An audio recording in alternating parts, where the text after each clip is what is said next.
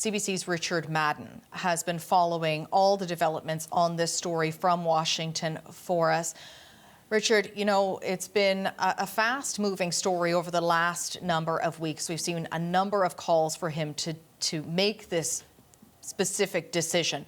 What do you think finally pushed Joe Biden to make this move?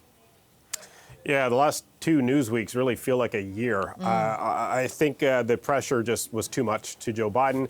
You listen to party elders, Nancy Pelosi, Barack Obama, Chuck Schumer, meeting him privately, reportedly telling him they just don't see a path for him to continue. And when he was isolating at home in Delaware with COVID, he was huddling with family, and he made this announcement. He posted it. And it apparently stunned many of his top advisors at the White House, many of them saying to reporters here that they found out about this news by reading Twitter. But on the other hand, the party has reportedly raised $5 million in just over an hour since Biden made his stunning statement. So it appears wallets are opening up. We're going to keep our eye on if the big donors also pony up as well, because big donors had frozen funding to the Democratic Party, saying they will not continue throwing money their way if Biden remained at the top of the ticket. Of course, that has all changed.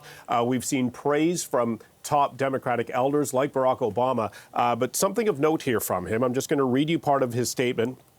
Obama says, "We will be navigating uncharted waters in the next days ahead, but I have extraordinary confidence that the leaders of our party will be able to create a process from which an outstanding nominee emerges." Barack Obama did not endorse Kamala Harris in that statement. Another interesting few statements I'm going to read to you is Ron Klain. He was Joe Biden's chief of staff, posting pretty snarky comments saying, "Now that the donors and electeds have pushed out the only candidate who has ever beaten Trump, it's time to end the political fantasy games and unite behind the only veteran of a national campaign, our outstanding Vice-President Kamala Harris." So an endorsement by Biden's chief of staff, but clearly he's not happy with how this all unfolded. Another interesting statement here is John Fetterman, Democratic senator from Pennsylvania, who said, the people pushed out an honorable man, loving father, and great president before an absolute sleazeball like Robert Menendez. Congratulations. Now, Bob Menendez was a former Democratic senator from New Jersey who was convicted in this absolutely stunning corruption scheme, accepting bribes in cash and gold bars in exchange for working for a foreign agent. So a lot of reaction from senior Democratic insiders, John Fetterman, Ron Klain, who aren't very happy how this all unfolded. And we've said this in the past. If there's one thing we know about Joe Biden, is that he's very stubborn. But clearly, he just couldn't see a path forward, and this resulted in this post today. So now it's the challenge for Democrats is uniting the party and moving on. And that is going to be a big challenge, especially in light of these past 3 weeks where you've seen Democratic infighting spill into the open. But this morning, the campaign co-chair, Jamie Harrison, tried to soothe those growing concerns. Take a listen to what he had to say. I just want to say this on a personal level. I am emotional about the president's decision because this president, Joe Biden, has been a transformational president. He's been a great leader. He's a good man, a decent man who has done so much for this nation, but so much to see us as people, to value us, to fight for us. So now the search begins to replace Joe Biden atop of the ticket. All eyes now on Kamala Harris. You mentioned her statement earlier saying that she is in it to win it. But on the other side of the aisle, you have Republicans really lashing out. What I'm going to read for you is a statement by Speaker Mike Johnson, who is not only bashing this move by Democrats, Republicans saying, look, the Democrats were saying this is the democracy is on the ballot this fall, and now the party took out their own leader. Speaker Johnson continues saying, if Joe Biden is not fit to run for president, he is not fit to serve as president. He must resign the office immediately. So we're already seeing the battle lines drawn with Republicans coming up with some new attack lines against Joe Biden, against the Democratic Party, as we wait to see what the next steps are in this leadership race. As you say, he is going to be president until January still. Interesting to see some of those reactions coming in there. And as you say, he has endorsed his Vice President Kamala Harris to take his place. So hearing from Kamala Harris there about her reaction to that endorsement, really taking that challenge on right off the bat. There's going to be a lot of people looking to see just what Joe Biden says in that address to the nation. But a lot of people are going to be looking to see what Kamala Harris says when she finally pops up.